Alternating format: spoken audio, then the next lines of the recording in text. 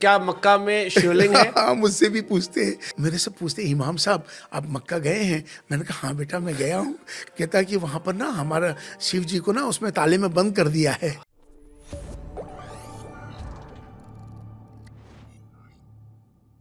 कि आमतौर पे हाँ। मुझसे बहुत सारे हैं मेरे हाँ, मतलब कई बार हिंदी। लोग पूछते थे कि क्या मक्का में शिवलिंग है? हाँ, मुझसे भी पूछते हैं, मेरे से जो जुड़े लोग हैं हिंदू हाँ। मेरे से पूछते हैं, इमाम साहब आप मक्का गए हैं? मैंने कहा हाँ बेटा मैं गया हूँ। कहता है कि वहाँ पर ना हमारा शिव जी को ना उसमें ताले में बंद कर दिया है।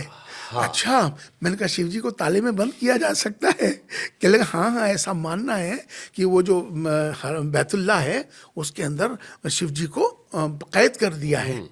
तो मैंने कहा नहीं बेटा वहाँ अंदर कुछ नहीं है, वो एक कमरा है सिर्फ, जो कि साल के अंदर बादशाह 2 बार जाते हैं। बादशाह को इसलिए सऊदी अरब के जो बादशाह है उनको बादशाह नहीं कहा जाता, उनको खादिमुल हरमैन शरीफैन कहा जाता है।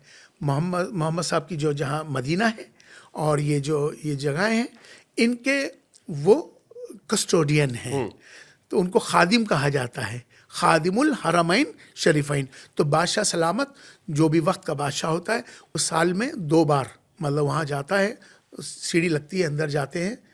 अंदर जाने के बाद एक कमरा है और उस कमरे के अंदर वो जाके उसकी सफाई करते हैं, खुशबू लगाना, सफाई करना साल में 2 बार।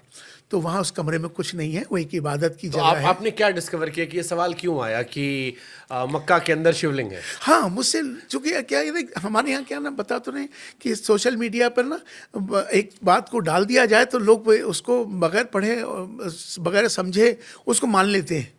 हमारे यहाँ बड़ी ऐसी धारणाएं बनी हुई हैं और काट काट के भी वायरल कर देते हैं। और वायरल कर देते हैं। वहाँ पर कुछ नहीं है, वो खाली है। वो सारी एक परिक्रमा करते हैं लोग, उसकी परिक्रमा करते हैं और इबादत करते हैं, बस।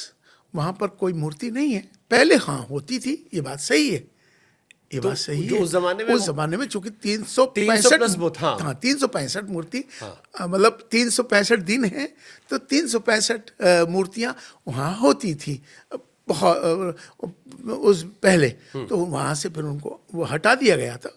उसके बाद से खाली उस जगह का हुक्म आया कि इसको, चूँकि उसको जो बैतुल्लाह को बनाने वाले वो भी हज़रत आदम अलैहिस्सलाम जो पहले प्रॉफिट थे जो इस दुनिया में आए, तो सबसे पहले जगह उसी को कहा गया कि आप एक कमरा तामीर करो। एक हुक्म आया था, तो ये उन्होंने हज़रत आदम अलैहिस्सलाम जो थे प्रॉफिट थे, उन्होंने उसको तामीर किया, उसको बनाया। वो सिलसिला वहाँ से चलता आ रहा है, वो हमेशा से उस जगह की बड़ी मान्यता है। तो लोग हज के दौरान उम्रा करने लोग जाते हैं, मतलब तो वहाँ जाकर उसकी परिक्रमा करते हैं, दुआएं मांगते हैं, उसको बैतुल्लाह कहते हैं।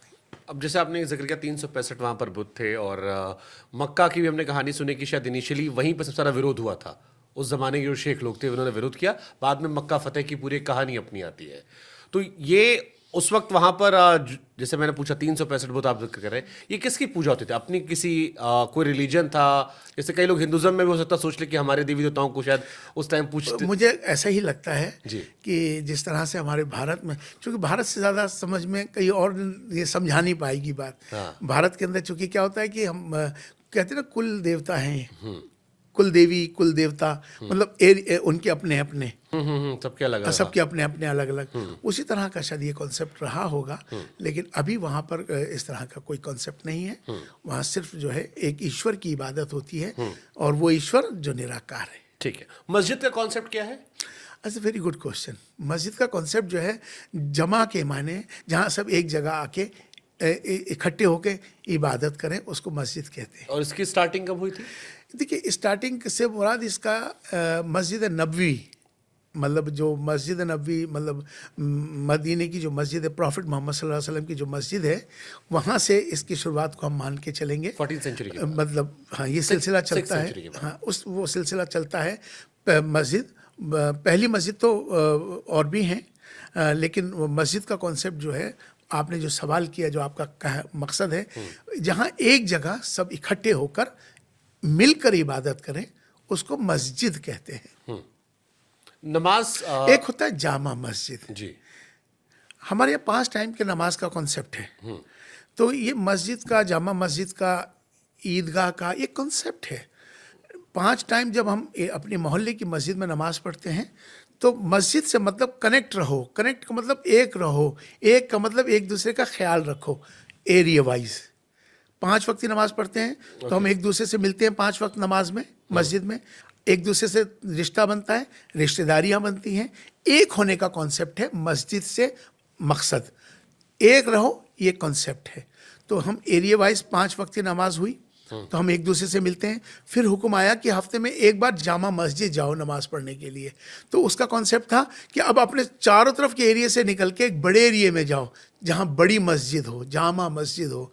वहाँ पूरे आसपास के लोगों को एक हुक्म आया कि फ्राइडे के दिन आओ, यहाँ नमाज पढ़ो, वहाँ आपस में एक दूसरे से कनेक्ट हो, एक दूसरे से मिलो, एक दूसरे से रिश्तेदारियाँ करो, एक दूसरे के अच्छे में साथ रहो, सुख दुख में साथ रहो। अब दायरा बढ़ गया। इसी तरह से फिर साल में ईद का नमाज आई। अब वो जामा मस्जिद को छोड़ के अब आया कि सारे इलाके के लोग एक जगह इकट्ठे हों ईद की नमाज के लिए, ईदगाह में वहाँ जाएं, सब इकट्ठे होकर नमाज पढ़ें। अब एक दूसरे से मुलाकात करें, एक दूसरे से कनेक्ट हो जाओ। फिर साल में फिर एक बार आया हज का समय, बैतुल्ला। फिर पूरी दुनिया को कहा गया तुम अब एक जगह यहाँ इकट्ठे हो जाओ। तो ये मोहल्ले से स्टार्ट होते होते ये पूरा एंड तक जाता है, सारी दुनिया के लोगों को एक करने के लिए। बेसिकली एक हो रहो, मिल के रहो। इट्स अ ब्यूटीफुल कॉन्सेप्ट कि लोगों को कैसे मिला के रखो, अब मिल के रहना है, कनेक्ट रहना। इसी तरह हमारे यहाँ एक बर्तन में एक बड़ा तश्तरी में खाना खाते हैं सब मिल के। क्यों खाते हैं? एक रहो, ये मिल के खाना खाया करो, एक साथ खाया करो, एक साथ रहा करो, ये कॉन्सेप्ट है। ओके। नमाज मैंने कहीं सुना कि ये संस्कृत शब्द है। हाँ, यकीनन इस पे, चूंकि मैंने इस पे पहले भी बात रखी थी। हालांकि पूछने पहले मैं डर रहा था कि मेरे पाकिस्तान से फ्रेंड्स जो है नाराज ना हो जाए कि आप ये हर पाकिस्तान- चीज को संस्कृत से जोड़ देते हैं। नहीं नहीं, पाकिस्तान वालों को समझाने की ज़रूरत है। असल भारत का मुसलमान तो समझाया हुआ है, उन्हीं को असल ज़रूरत है। एक तो बांग्लादेशियों को समझाने की ज़रूरत है और एक पाकिस्तानियों को समझाने की ज़रूरत है। ये जिस दिन ये समझ जाएंगे ना तो उस दिन सब कुछ बढ़िया हो जाएगा। अब आते हैं नमाज की तरफ। तो नमाज क्या है? बेसिकली नमाज जो है फारसी का भी एक शब्द है, लेकिन असल शब्द ये संस्कृत का शब्द है। देखिए, नमाज को तो वो पहले भी जानते हैं, चूँकि ये सब भारत के हिस्सा हैं। वो जो आज पाकिस्तान एक बॉर्डर, एक लाइन खिंच गई है ना, वो एक अलग बात है ना, लेकिन हैं तो सब एक ही। बांग्लादेश एक लाइन खिंच गई है, लेकिन हैं तो सब एक ही, और एक ही है ना। हमारे संस्कार, हमारी संस्कृति तो एक ही है ना, हमारी संस्कृति एक ही है, अलग नहीं है। तो हमारा रहना, खाना, पीना, चलना, एक जुबान, वो सब एक ही है। तो अरबी में कहते हैं सलाह, अरबी में कहते हैं सलाह, संस्कृत में कहते हैं नमाज। नमः माने झुकना, अज माने ईश्वर, ईश्वर के सामने सरेंडर होना, ईश्वर के सामने झुकना, उसको नमाज कहते हैं। नमा माने झुकना, अज माने ईश्वर, ईश्वर के सामने झुकना, ईश्वर के सामने सरेंडर होना, उसे नमाज कहते हैं। वैसे तो आप भी नमाज पढ़ते हैं, नमाज तो हर आस्तिक पढ़ता है। जो आस्तिक है, किसी भी फॉर्म के सामने आप झुक रहे हैं, यकीनन उसी को तो नमाज कहते हैं।